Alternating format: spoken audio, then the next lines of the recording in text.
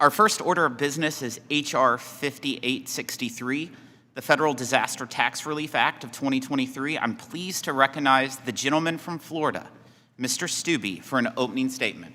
Thank you, Mr. Chairman, and thank you so much for bringing this bill before the committee. It's a much-needed issue in my district and all the disasters that we've had across the country, and I'm honored that members like Mr. Panetta have joined as co-sponsors because of the disasters in California and we've seen all across the country. So I want to thank you for the opportunity to bring it before the committee today.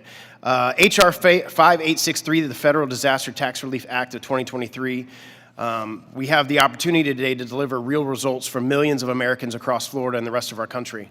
On September 28, 2022, Southwest Florida experienced Hurricane Ian, one of the most devastating hurricanes to ever hit my state, killing nearly 150 people. NOAA ranks Hurricane Ian as the third most costly hurricane in U.S. history and the costliest in Florida, causing over $112 billion in damages. A little over a month ago, we marked the first anniversary of this devastating storm. Through no fault of their own, Floridians and many other Americans in Southwest U.S. continue on an expensive road to recover following Hurricane Ian. Over the past year, we've delivered several substantial wins for Floridians, but there is a lot more that needs to be done. The most recurring and pressing issue I hear about in my district is that the Suncoast is still waiting for Congress to do its job. 1 year after the landfall of Hurricane Ian, Congress has yet to provide much-needed tax relief or disaster relief for those impacted financially by Hurricane Ian. Disaster relief through changes to tax policy has been a very common congressional response to disasters. We have passed disaster-related tax relief on 8 separate occasions going back to 2002. This is a common-sense bill that provides needed tax relief for disaster victims. I've received thousands of letters, calls, and pleas for help from people in my district who have incurred tens of thousands of dollars in recovery expenses and are having a hard time getting ahead. This bill merely continues long-standing congressional practices related to disaster relief and would provide much-needed relief for my district. I've had the opportunity to travel in my district as of late, and I would conservatively estimate that about 25% of my district still has tarps on their roofs. I had the opportunity to fly with mosquito control in Lee County a couple months ago, and there are still homes that are gone from their foundations where people are living in RVs.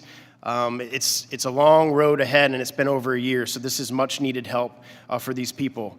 This bipartisan bill requires that disasters like Hurricane Ian should be treated as a qualified disaster event for purposes of determining the tax treatment of certain disaster-related personal casualty losses. My bipartisan legislation would allow Americans who were subjected to damage from federally declared disasters to claim such losses without itemizing such deductions.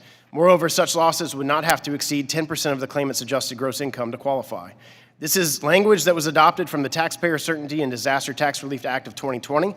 Section 2 of my bill takes the Taxpayer Certainty and Disaster Tax Relief Act and extends the deadline of qualified disaster area from 60 days after the enactment of that act to major disasters occurring 60 days after the enactment of this bill before us here today. So it's not just Hurricane Ian victims who will benefit from this deduction. It's the millions of Americans around the country who, through no fault of their own, were victims of federally declared disasters. Wildfires in California, fires in Maui, the train derailment in Ohio.